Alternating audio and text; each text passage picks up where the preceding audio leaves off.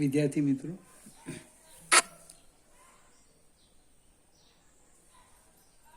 આપણે સ્થિતિ ઉર્જાની વાત કરીએ. ગુરુત્વ સ્થિતિ ઉર્જા. હવે કોમન ચર્ચા છે, પછી થિયરી સમજાવું. બે પદાર્થને એકબીજાની નજીક મૂકવામાં આવે ત્યારે બંને પદાર્થો એકબીજા ઉપર બળ લગાડે. આના પર લાગે F21 અને આના પર લાગે F12, જેને કારણે તેઓ સ્થિતિ ઉર્જા ધરાવે. હવે આ જે બળ લાગે છે એ બળ ગુરુત્વાકર્ષી બળ લાગે, એટલે એ જે સ્થિતિ ઉર્જા ધરાવશે એને ગુરુત્વ સ્થિતિ ઉર્જા કહે છે. જો બે પદાર્થ વચ્ચેનું અંતર ઘટાડવામાં આવે, બને અંતર ઘટે તો ગુરુત્વાકર્ષી બળ વડે કાર્ય થાય, ગુરુત્વાકર્ષી બળની દિશામાં કાર્ય થાય. અને જો અંતર વધે તો ગુરુત્વાકર્ષી બળની વિરુદ્ધ દિશામાં કાર્ય થાય.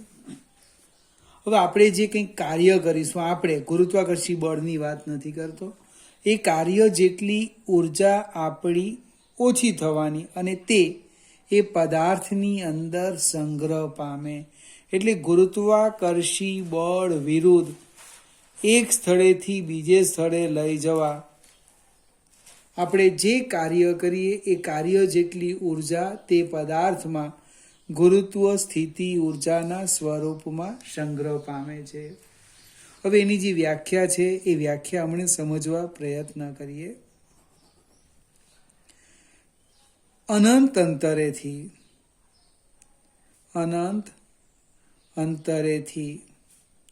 એમ દળના પદાર્થને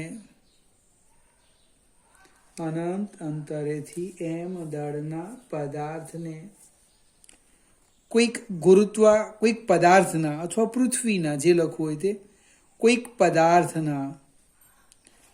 એક પદાર્થના ગુરુત્વ ક્ષેત્રમાં લાવવા માટે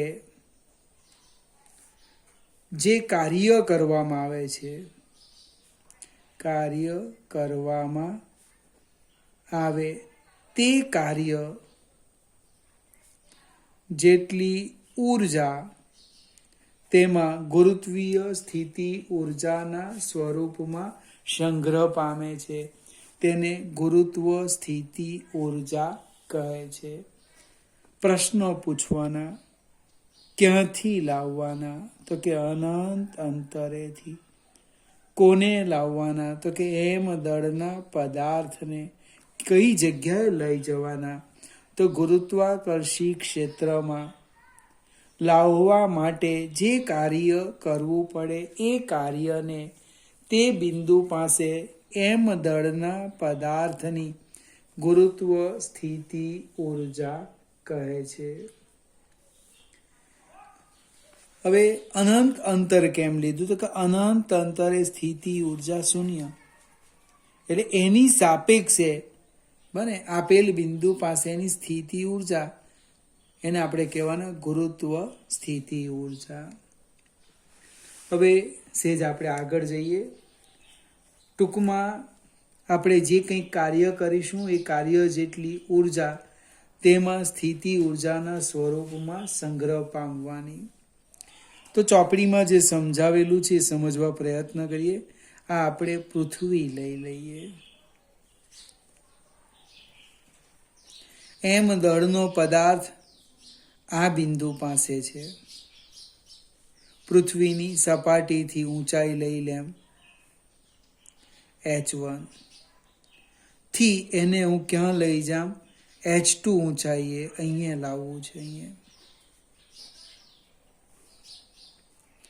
H1 ઊંચાઈએથી H2 ઊંચાઈએ આપણે લઈ જવું છે. ફરીથી એમ દળના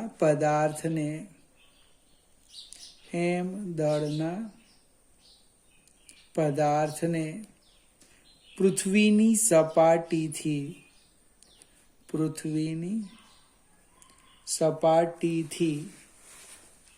h1 ઊંચાઈએથી h2 ઊંચાઈએ લઈ જવા કરવું પડતું કાર્ય W12 બરાબર mg કૌંસમાં h2 માઇનસ h1. જેટલું ગુરુત્વાકર્ષી બળ લાગે એટલું જ બળ વિરુદ્ધ દિશામાં લગાડવાનું, અને એ દિશામાં આપણે સ્થાનાંતર કીધું એટલે અહીંયા પ્લસ લખેલું છે.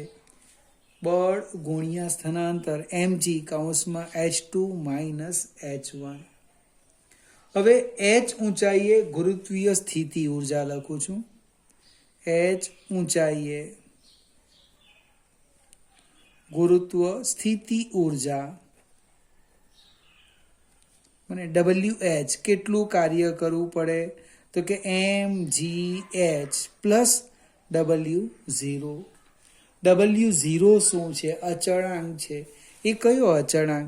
તો તમે h ઇક્વલ ટુ 0 મૂકો તો W0 ઇક્વલ ટુ W0 એટલે કે પૃથ્વીની સપાટી પર સ્થિતિ ઉર્જા.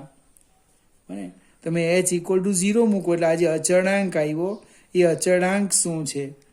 પૃથ્વીની સપાટી પર સ્થિતિ ઉર્જા. તો WH1 લખું છું.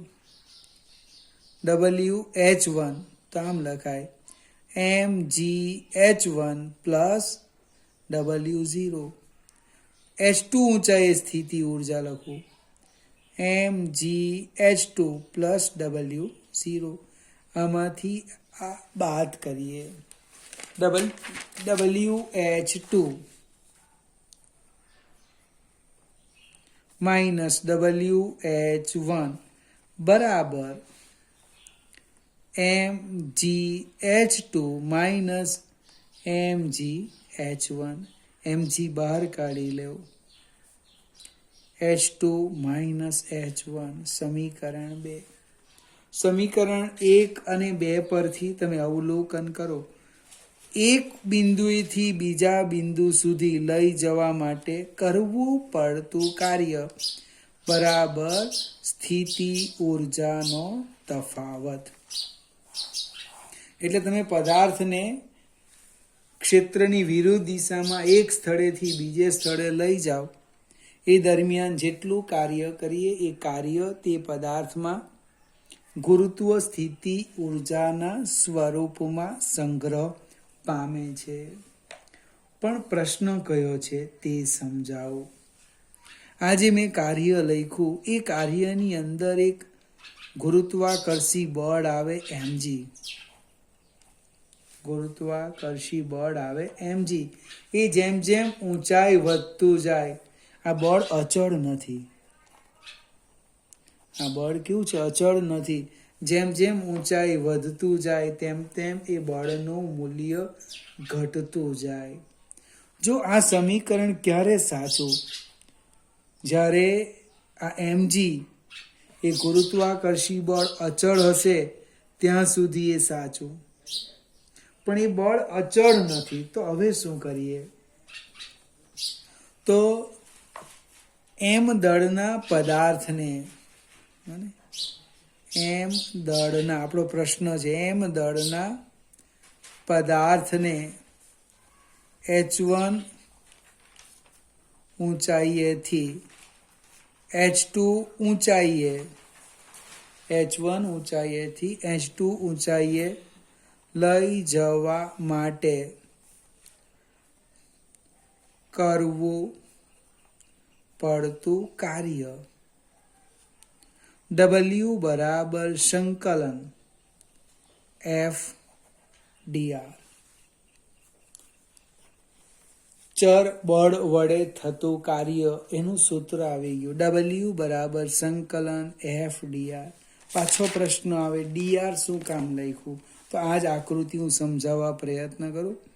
આ કેન્દ્રથી આર અંતરે અહીં એક સૂક્ષ્મ ખંડ લઈએ, હા ડીઆર. એ ખંડ એટલો બધો સૂક્ષ્મ છે કે એ દરમિયાન લાગતું ગુરુત્વાકર્ષી બળ હું અચળ લઈ લેમ. તો એ દરમિયાન થતું કાર્ય તો કે એફ ડીઆર. એફ કેટલું? તો કે ગુરુત્વાકર્ષી બળ.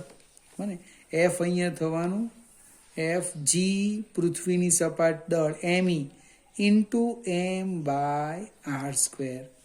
આ કિંમત મૂકી દઈએ આપણે.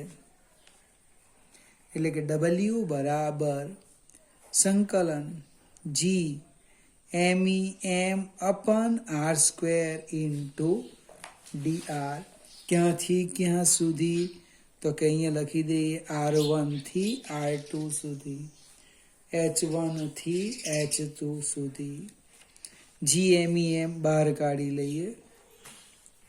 GMEM સંકલન R⁻², 1/R² એટલે R⁻² ઇન્ટુ dr. એટલે GMEM R⁻² નું સંકલન લખો -2 + 1 -2 + 1 ક્યાંથી ક્યાં? R1 થી R2. હવે હજુ સાદુરૂપ આપીએ.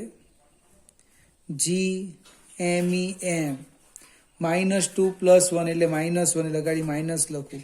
R⁻−1 એટલે આમ થશે 1/R. ક્યાંથી ક્યાં?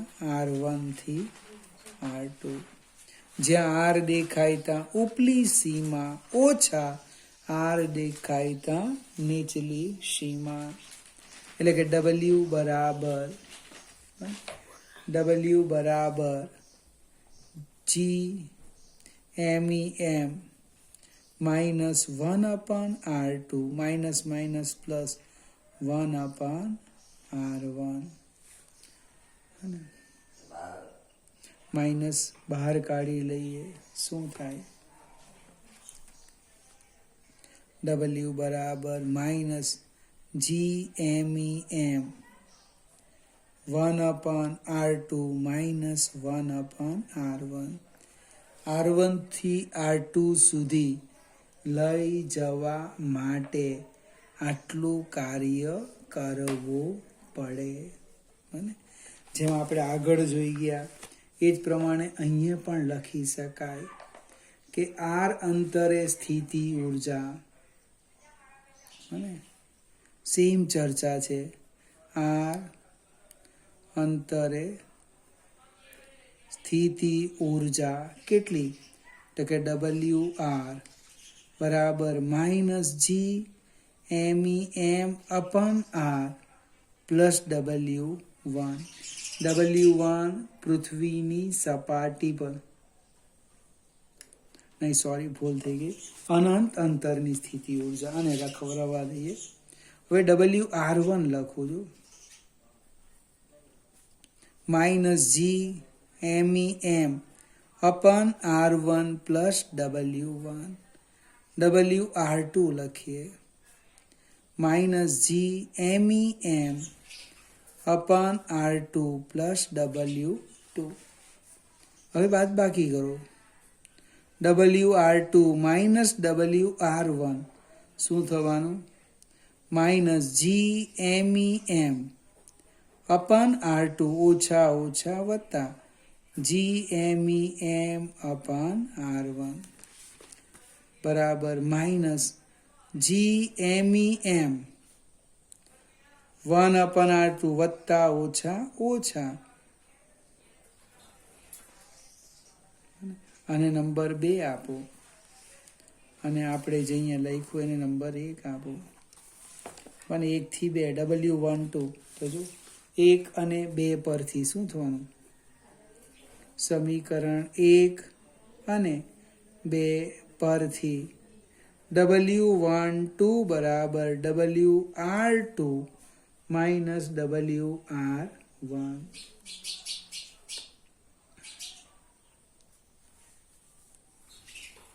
હવે એક સ્ટેપ આગળ વધીએ આપણે. હવે આપણે જે W1ની વાત કરી એ હું સમજાવું. અનંત અંતરે સ્થિતિ ઉર્જા, અને આપણે કેટલી લેવાના? 0. અનંત અંતરે સ્થિતિ ઉર્જા શૂન્ય થાય, શૂન્ય.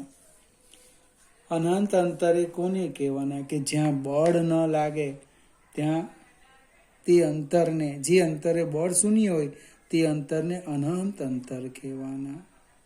એટલે આર અંતરે સ્થિતિ ઉર્જા, જો આર અંતરે સ્થિતિ ઉર્જા WR બરાબર -GMEM/R. પેલામાં આપણે MGH લખ્યું હતું, યાદ આવે તો? અહીં સૂત્ર આવે છે, આ સાચું છે. -GMEM/R. આ કાર્ય જેટલી ઉર્જા આપણી વપરાય એ એની અંદર સ્થિતિ ઉર્જાના સ્વરૂપમાં સંગ્રહ પામે. એટલે કે સ્થિતિ ઉર્જા, પોટેન્શિયલ એનર્જી V બરાબર -GMEM/R. એક નાની સરખી નોંધ લખીએ. મારી પાસે બે પદાર્થ છે, M1 અને M2. એમની વચ્ચેનું અંતર છે સ્મોલ r. તો આ જે તંત્ર છે એ તંત્રની સ્થિતિ ઉર્જા લખો. તંત્રની સ્થિતિ ઉર્જા તો આમ લખાય V બરાબર -GM1M2/R. ફરીથી સ્થિતિ ઉર્જાનું સૂત્ર યાદ રાખજો, -GMEM/R. હવે અહીંયા લખો પૃથ્વીની સપાટી પર. પૃથ્વીની સપાટી પર તો કે V બરાબર -GMEM/RE.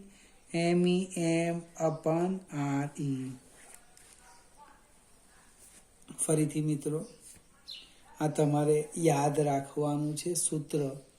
થિયરી જેવું તો આમાં કંઈ છે નથી, પણ સ્થિતિ ઉર્જાનું સૂત્ર આવી ગયું, -GMEM/R. સેજ આગળ જઈએ. ગુરુત્વીય સ્થિતિમાન એક શબ્દ છે. ગુરુત્વીય સ્થિતિમાન મજાનો શબ્દ છે. હવે એની વ્યાખ્યા શું છે? તો વ્યાખ્યા શું સમજાવ કે અહીંયા આપણે ધારો કે પૃથ્વી લઈ લઈએ. આ પૃથ્વી. પ્રશ્ન છે આ બિંદુ પાસે ગુરુત્વીય સ્થિતિમાન કેટલું? તો અનંત અંતરે, આ જે અંતર છે હું ધારી લેમ અંતર અનંત. અહીં એક પદાર્થ છે એકમ દળનો. કોને લાવવાના? એકમ દળના પદાર્થને. ક્યાંથી લાવવાના? અનંત અંતરેથી. ક્યાં લાવવાના? આપેલા ક્ષેત્રમાં આપેલા બિંદુ સુધી લઈ જવા કરવા પડતા કાર્યને તે બિંદુ પાસેનું ગુરુત્વીય સ્થિતિમાન કહે છે. ફરીથી વ્યાખ્યા, કોને લાવવાના? એકમ દળના પદાર્થને. ક્યાંથી લાવવાના? અનંત અંતરેથી. ક્યાં? આપેલા ક્ષેત્રમાં. આપેલા ક્ષેત્રમાં આપેલા બિંદુ સુધી લઈ જવા માટે કરવા પડતા કાર્યને તે બિંદુ પાસેનું શું કહેવાય છે? ગુરુત્વીય સ્થિતિમાન કહે છે. ગુરુત્વીય સ્થિતિમાન. એટલે ગુરુત્વીય સ્થિતિમાન V બરાબર -GME/R.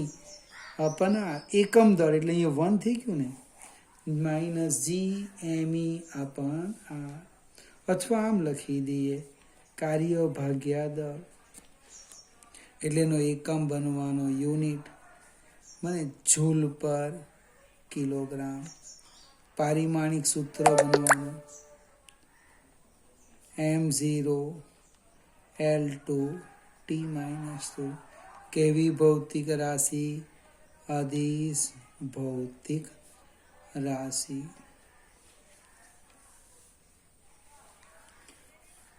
સેજ આપણે આગળ જઈએ. પ્રશ્ન છે, ગણિતની વાત કરું હવે, કે અંતર લખું, દળ લખું અને અહીંયા કાર્ય લખું છું. કોને લાવવાના? તો કે એક એકમ દળના પદાર્થને ક્યાંથી લાવવાના? તો કે અનંત અંતરેથી આપેલા ક્ષેત્રમાં આપેલા બિંદુ સુધી લઈ જવા માટે કરવું પડતું કાર્ય કેટલું? V, મને ગુરુત્વીય સ્થિતિમાન. તો એમ દળના પદાર્થને અનંત અંતરેથી આપેલા ક્ષેત્રમાં આપેલા બિંદુ સુધી લઈ જવા માટે કરવું પડતું કાર્ય mv, અને એને આપણે શું કહેવાય? સ્થિતિ ઉર્જા. એમ ગુરુત્વીય સ્થિતિમાન. આપણે ભાવ પૂછીએ ને, 1 કિલોગ્રામ બટાકાના કેટલા, પછી 5 કિલોગ્રામ ગણી કાઢીએ તો કે એકમ દળની સ્થિતિ ઉર્જા કેટલી બને? ગુરુત્વીય સ્થિતિમાન શું છે? એકમ દળના પદાર્થની ગુરુત્વીય સ્થિતિ ઉર્જા છે. ગુરુત્વીય સ્થિતિમાન એટલે છેદ 1 કરવાનું. જો આવ્યું, એકમ દળના પદાર્થની ગુરુત્વીય સ્થિતિ ઉર્જા છે. તો એમ દળની કેટલી? એટલે આવી ગયો. સ્થિતિ ઉર્જા બરાબર દળ ગુણ્યા ગુરુત્વીય સ્થિતિમાન. ફરીથી વિદ્યાર્થી મિત્રો, થિયરી જેવું નથી પણ ચર્ચા છે. એમાં આપણે એક જ સૂત્ર જોયું, સ્થિતિ ઉર્જા. U બરાબર -GMEM/R. આ તમારે યાદ રાખવાનું છે. બીજું સ્થિતિમાન માટે લખ્યું MV, અથવા તો ગુરુત્વીય સ્થિતિમાન, તો કે U/M. ફરીથી વિડીયો ધીમે ધીમે જોજો, ચર્ચા છે. અને ગુરુત્વાકર્ષી બળની મદદથી સમજાયું પહેલાં, ત્યાર પછી જોયું કે બળ એ અચળ નથી, તો ચર બળની થિયરીનો આપણે ઉપયોગ કરીને એનું સૂત્ર મેળવ્યું.